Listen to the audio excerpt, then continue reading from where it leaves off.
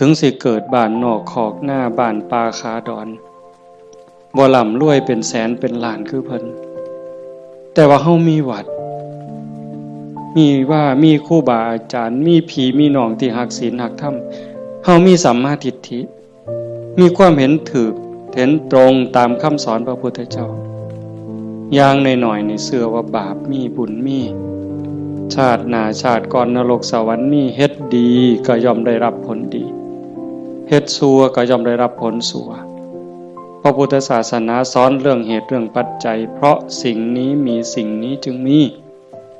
หวานพืชจังไดก็ได้ผลจังซั่นผ่อนซ่อนเจ้าของภูมิใจในเจ้าของแม่นสิเกิดบ้านนอกคอกหน้าทุกข์ยากปากหมองบ่ร่ำบ่รวยบ่สวยบ่งาม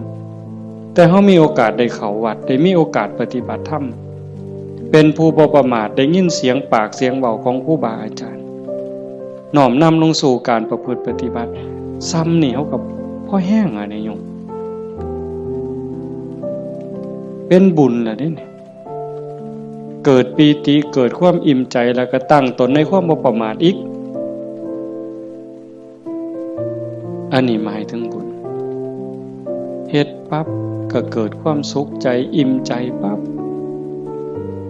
ขันเฮ็ดเรื่อยๆเฮ็ดบ่อยๆเฮ็ด